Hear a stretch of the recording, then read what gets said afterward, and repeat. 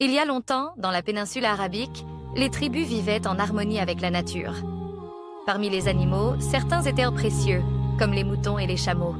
Mais le porc était considéré comme impur.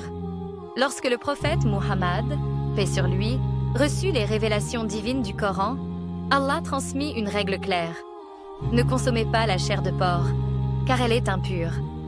Ce commandement, mentionné dans des versets comme celui de la sourate Al-Baqarah, 273, devint une obligation pour les croyants, symbole d'obéissance à Dieu.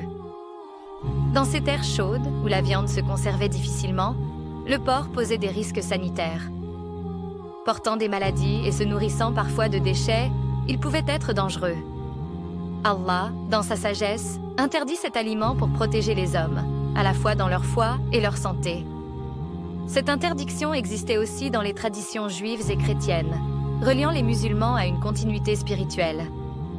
Mais au-delà des raisons pratiques, ne pas manger de porc est pour les musulmans une preuve d'amour et de soumission envers Allah, rappelant que tout acte, même alimentaire, peut être un chemin vers lui.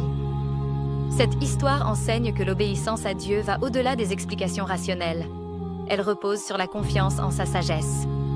En respectant les enseignements divins, les croyants préservent leur spiritualité et leur bien-être. Chaque acte d'obéissance est une manière de renforcer leur lien avec le Créateur.